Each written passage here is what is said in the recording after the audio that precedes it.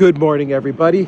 I am coming to you from downtown Nicosia, Cyprus. It is around 8 o'clock this morning, and we've got to talk about what's going on in the news.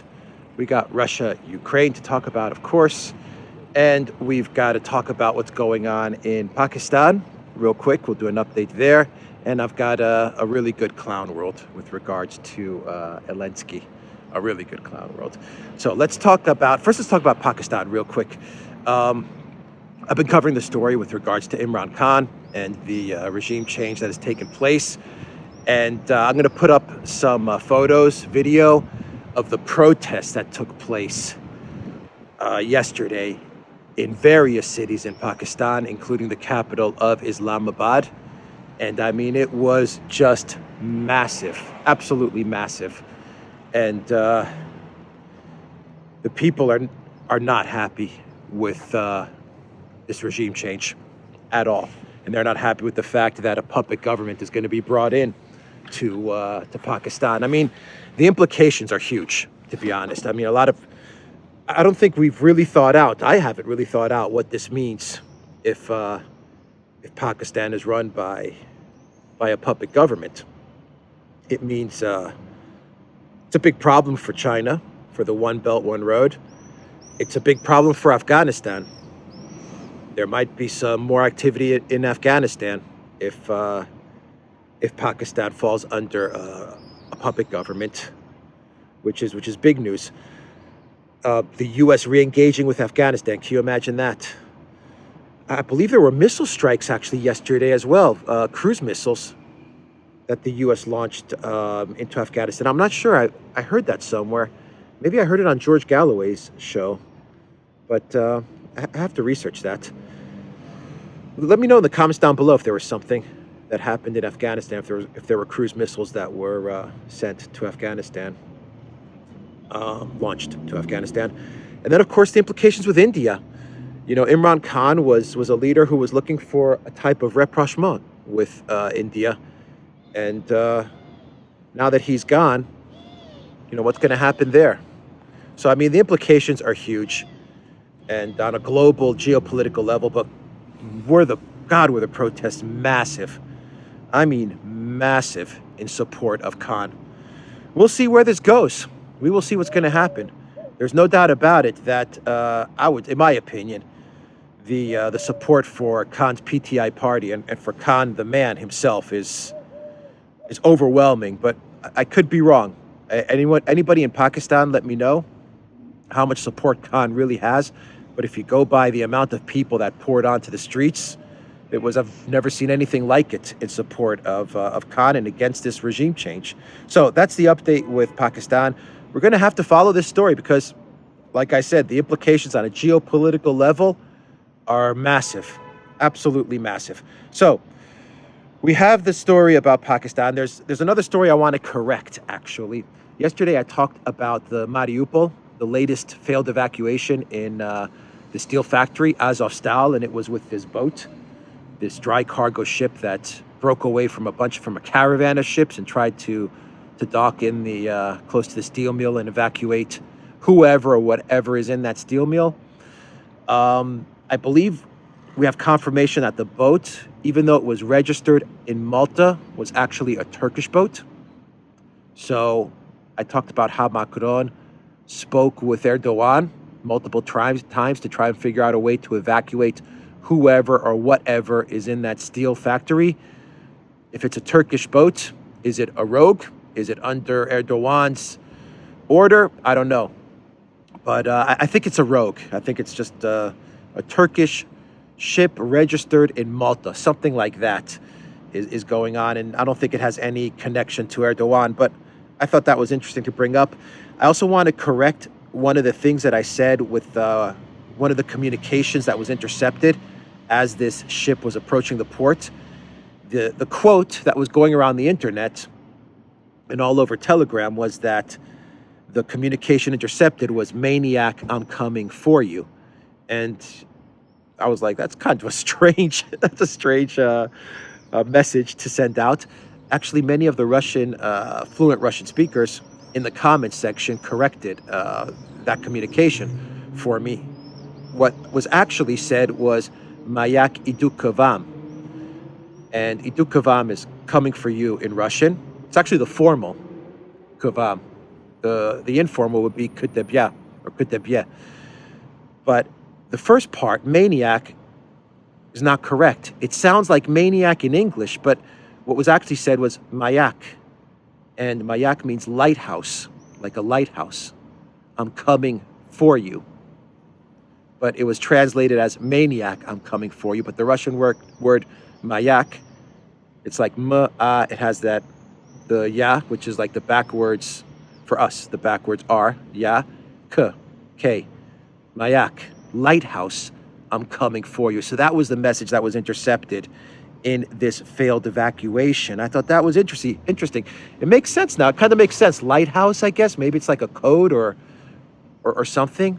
Lighthouse, I'm coming for you. I thought that was interesting.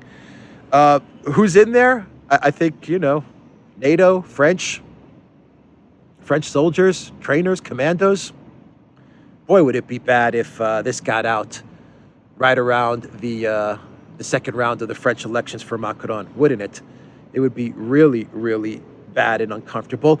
There were some people that were messaging me on Locals, and one community member on Locals said, uranium, something nuclear could be there, something used to make nuclear weapons, and they need to get it out. There's a lot of unaccounted for nuclear material that's floating around there. Maybe some of it was or is in this steel mill, the steel factory. Who knows? I definitely think that there are NATO troops there. Mercenaries, the Ministry of Defense is hinting that these are mercenaries, or they're using the word mercenaries. Maybe much more than just mercenaries. I don't know. Much, much more. We had the French elections, by the way, since I'm talking about France and how it would be uncomfortable if this came out during the second round of elections. Macron got, in the first round, Macron got 28%. Le Pen, 24. Mélenchon got 20. Zemmour got like 7-8%. So we're going to the second round. That's going to be on the 24th of April, and it is going to be Macron v. Le Pen. They're already smearing Le Pen as far right, of course.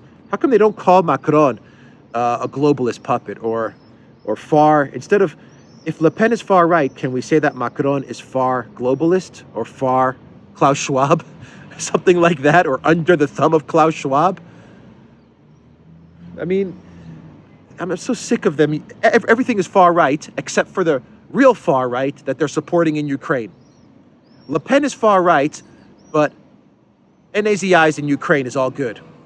Explain the logic there. Unbelievable.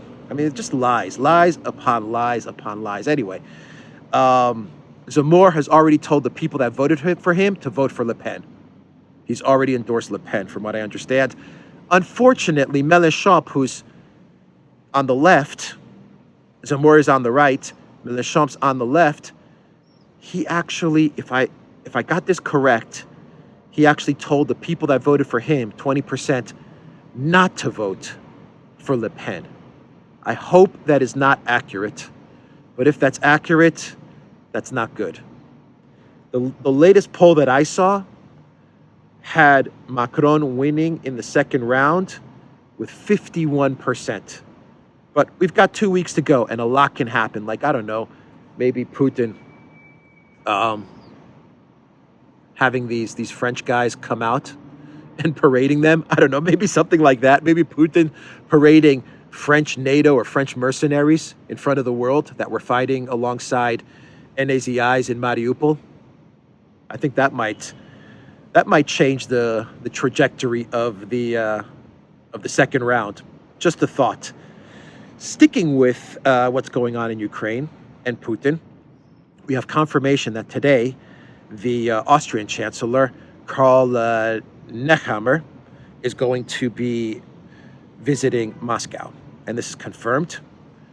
The Austrian Chancellor will meet with Putin, and a lot of people are asking why. Why is he going to meet with Putin? First of all, this is good. There's only positives that I see from a European official from Austria, an important EU official meeting with Putin. Nehammer, of course, was the chancellor that replaced He replaced Kurz when the EU got Kurz out. Many people say it wasn't. Kurz was up to no good, or his party was up to no good. I'll accept that, but I still believe that it was the EU that staged this regime change of Kurz, because Kurz, even though he was a globalist and he was part of the club, I'm not doubting that he was part of the club with the EU elite. Every now and then he would go against the EU, and he was always pushing the Visegrad Four, and he was always pushing for this kind of cooperation of these countries outside of the European Union, within the European Union, but kind of a group of outsiders that would kind of form their own sovereign foreign policy. And Kurz was kind of seen as the head of that group. Like Austria, you had Austria and Poland and Hungary and Slovakia, and these countries that kind of were in the EU, but they would go their own way on certain votes. I believe that the EU got Kurz out. They staged a lot of different scandals to finally get Kurz out, and you got Nehammer. He was the finance minister, I believe, but he's pure EU elite, retrograde, globalist. But he's going to meet with Putin. Why is he going to meet with Putin? Well, I have a few theories, and let me throw them at you.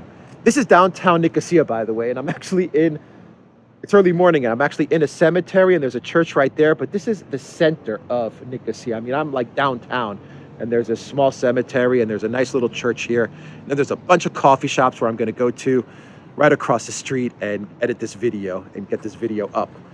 Coffee shops with excellent internet, by the way. Anyway, I thought I'd throw that out there. But why is Austria going to be meeting with Russia and with Putin? Well, first of all, Austria has been, I don't want to say they've been neutral in all this, but they haven't been a belligerent voice in this Ukraine-Russia conflict.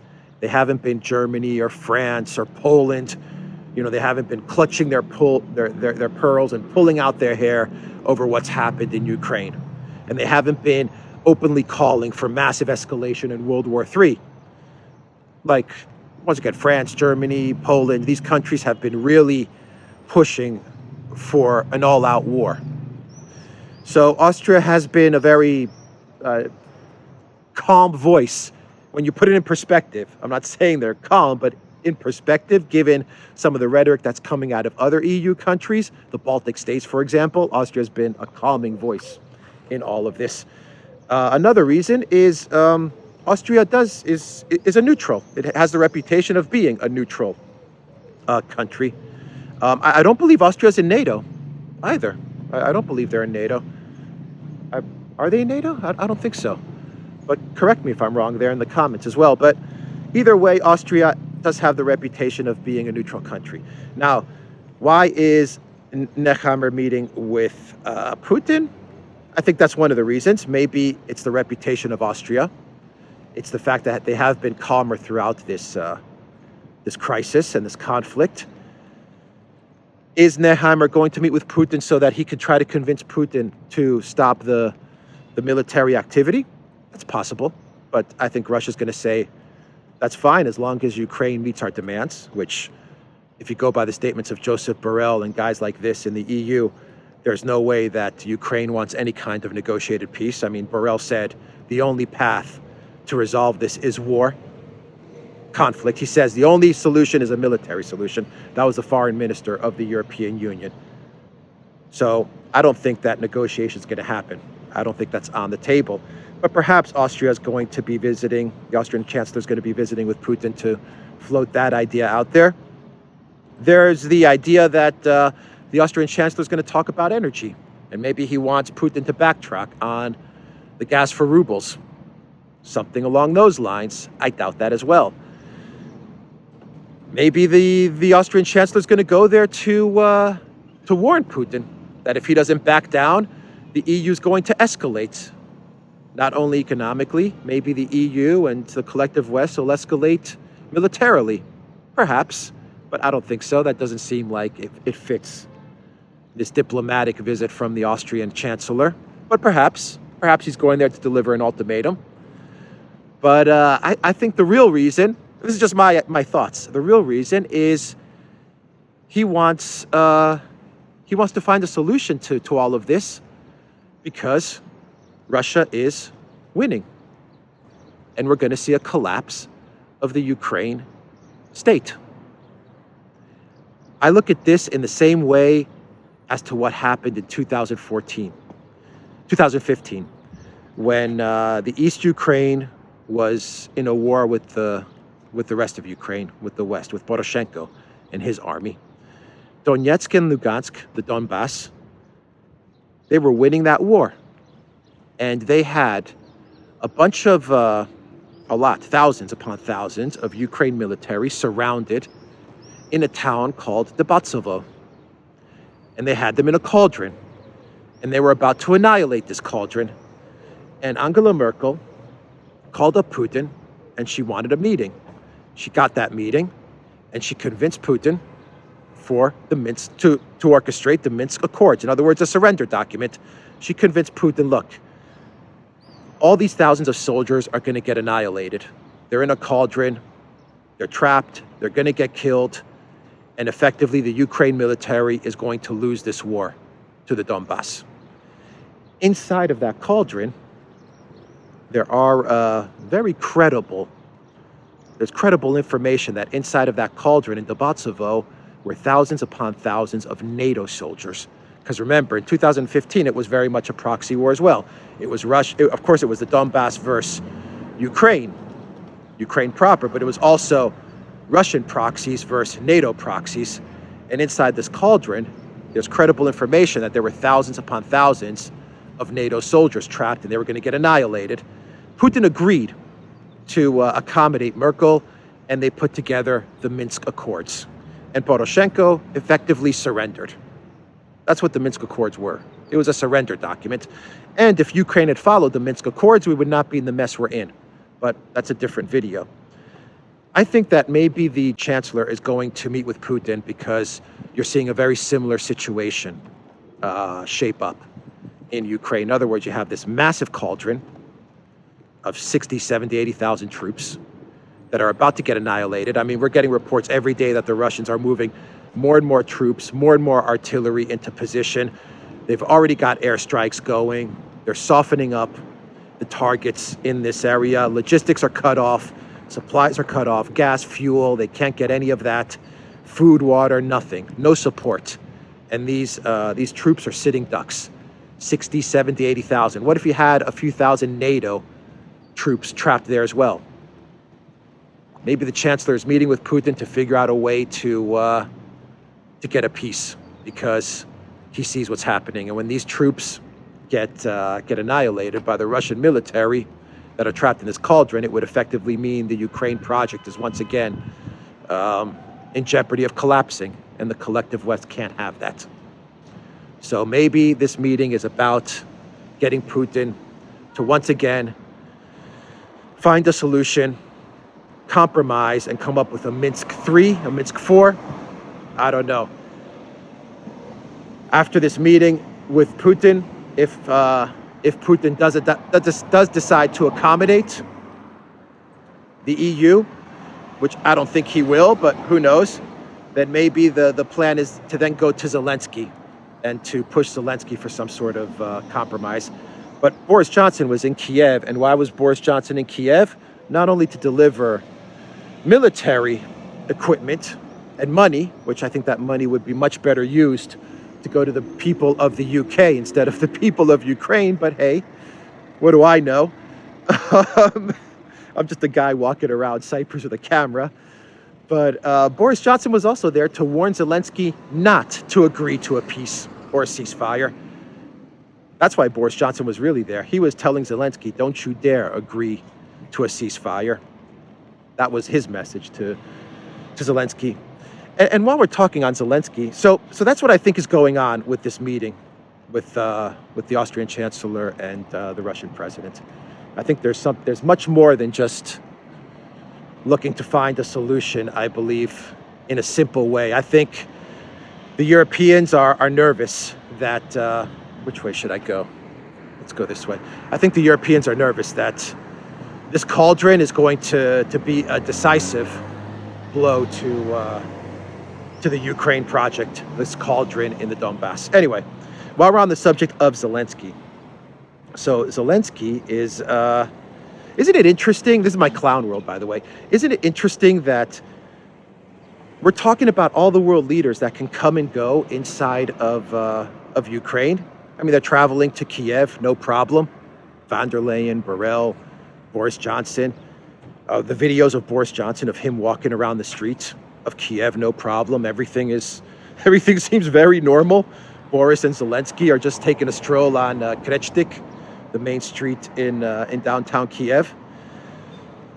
Bro, I was thinking about this. I was thinking, you have all these leaders and they're traveling to Kiev to visit Zelensky. And now there's no doubt that Zelensky is in Kiev. I mean, we saw the videos. But what about the reverse? What about the fact that if world leaders can come and go with regards to Kiev, just travel to Kiev and then leave without any issues or any difficulties, what about the reverse?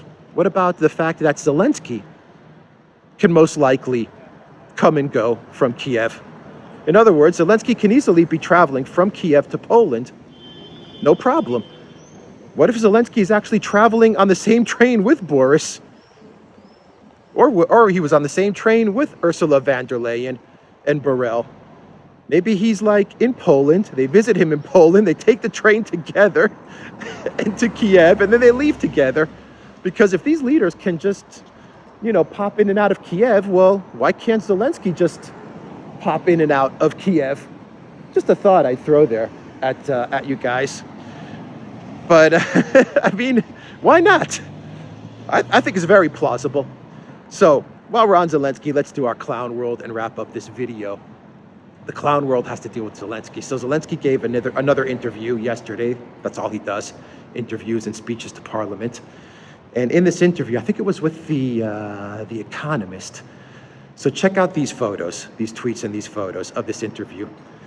He's sitting on these stairs.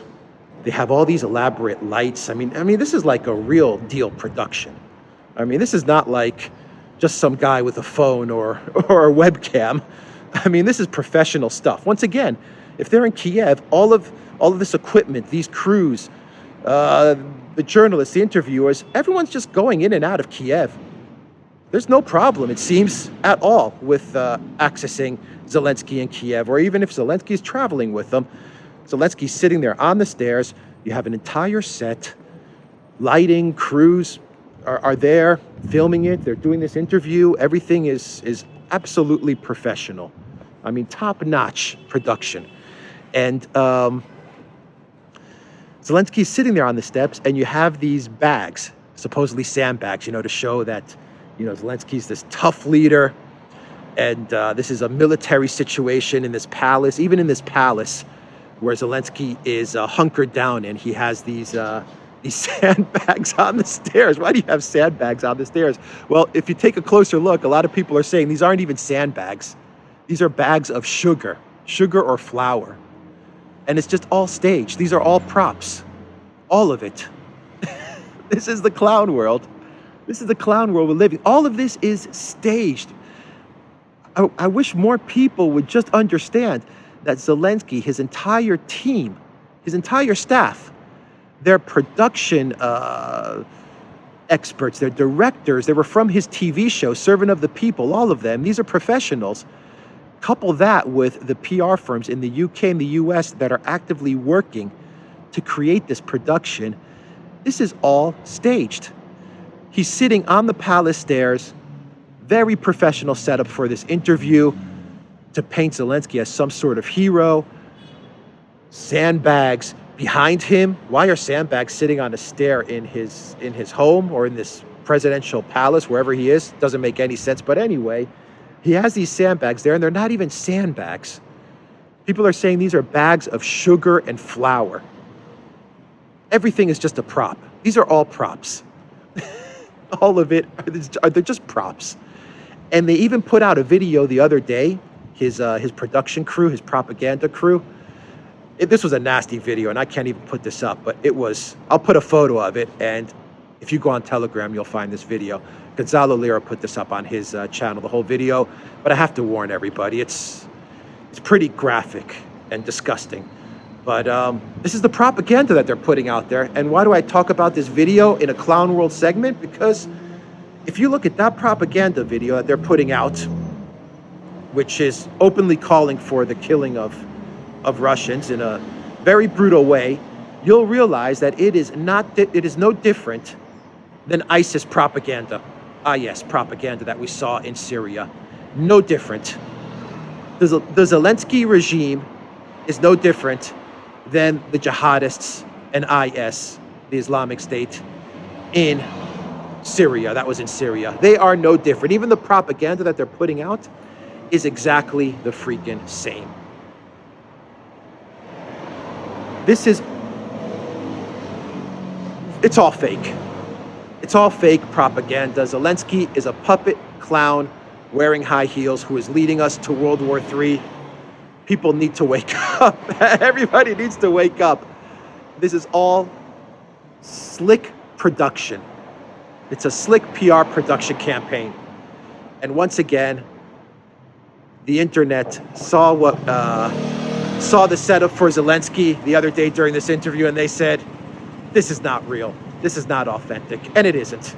And the propaganda video that they put out with regards to this IS, this Islamic State, ISIS propaganda video they put up is absolutely disgusting. But once again, it is the same PR firms that were pushing the regime change in Syria that are pushing this war. The same exact PR firms.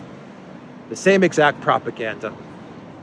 And the stakes in this one are much higher. We're talking escalation towards World War III. Anyway, that's the video, everybody. I'm going to go grab my coffee, and I'm going to get this up for everyone. And the Duran.locals.com. Check out Alexander's channel. And check out the Duran, the main channel as well, where we're putting up good analysis every day. Take care.